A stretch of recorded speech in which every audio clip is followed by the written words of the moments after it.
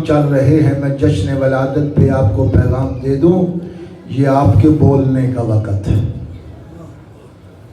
یہ الیکشن کا دور چل رہا ہے، الیکشن و انتخابات کا ماحول چل رہا ہے۔ الیکشن آپ کے سر پہ، گھبرائیے گا نہیں، میں نے 2 باتیں کرنی ہیں صرف، اور میرا آخری پیغام یہ، انتخابات سر پہ ہیں، کینڈیڈیٹ اور انتخابی میدان میں وارد ہونے والے آپ کے پاس آئیں گے، آپ سے ووٹ طلب کریں گے۔ معذرت کے ساتھ کہہ رہا ہوں، شیعان علی آپ نے اپنا ووٹ ہمیشہ ضائع کیا ہے۔ ہم نے ووٹ دیا ہے اپنی برادری کو، ہم نے ووٹ دیا ہے اپنی پارٹی کو، ہم نے ووٹ دیا اپنے رشتہ داروں کو، ہم نے ووٹ دیا ہے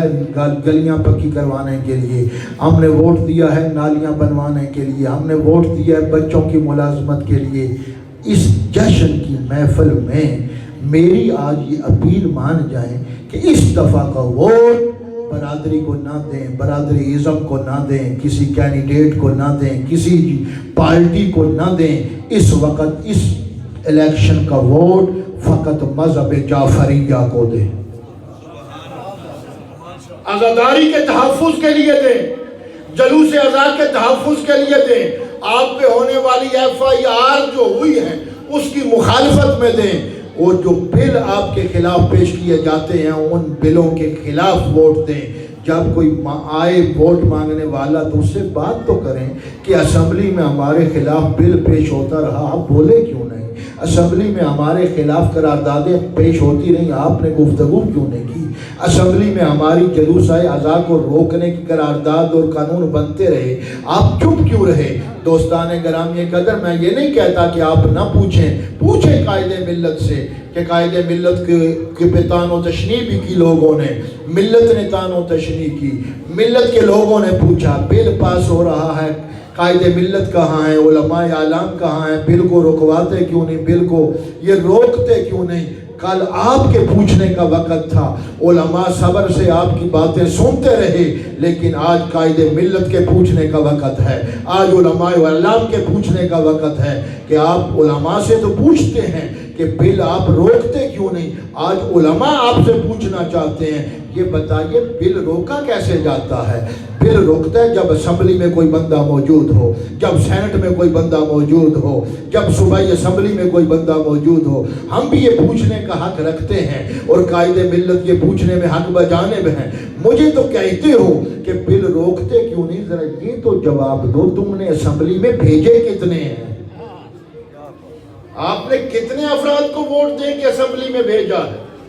آپ نے تو ووٹ دیا کبھی پیپلز پارٹی کو، کبھی تحریک انصاف کو، کبھی مسلم لیگ کو، تو آپ مسلم لیگ والوں سے پوچھیں نا کہ آپ نے ہمارے اس بل کی حمایت میں بات کیوں نہیں کی؟ دوستان گرامی قدر، اب یہ وقت ہے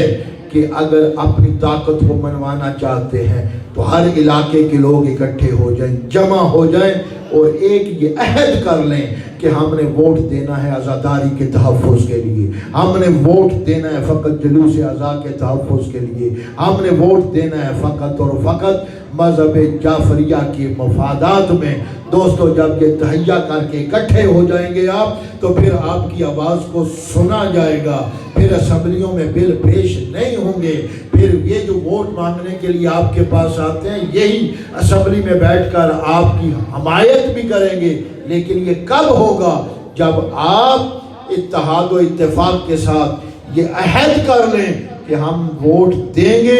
صرف اس شخصیت کو جس کے متعلق قائد ملت اعلان کریں گے، جس پارٹی کے متعلق کہیں گے، پھر وہ ذمہ دار ہیں کہ ان پارٹیوں سے بات کریں کہ آپ نے کوئی بل پیش نہیں ہونے دینا۔ دوستان گرامی قدر، اگر آپ اس انداز سے اس الیکشن میں وارد ہو جائیں تو پھر فتح جو ہے وہ آپ کی ہے۔ میرے خیال میں آپ گھبرا گئے ہیں، اگر گھبرائے نہیں اور یہ عہد کرتے ہیں کہ اس دفعہ کا ووٹ مذہب جعفریہ کے لیے ہے، ملت کے لیے ہے، عزاداری کے لیے ہے، جلوس ازا کے لیے ہے، حسین ابن علی کے لیے ہے، تو پوری قوت اور توانائی کے ساتھ ہاتھوں کو بلند کر کے لبیک یا حسین، لبیک یا حسین، لبیک یا حسین۔ بارگاہ الہی میں دعا ہے کہ اللہ تبارک و تعالی ہم سب کو مذہب و ملت کے لیے کام کرنے کی توفیق عطا فرمائے۔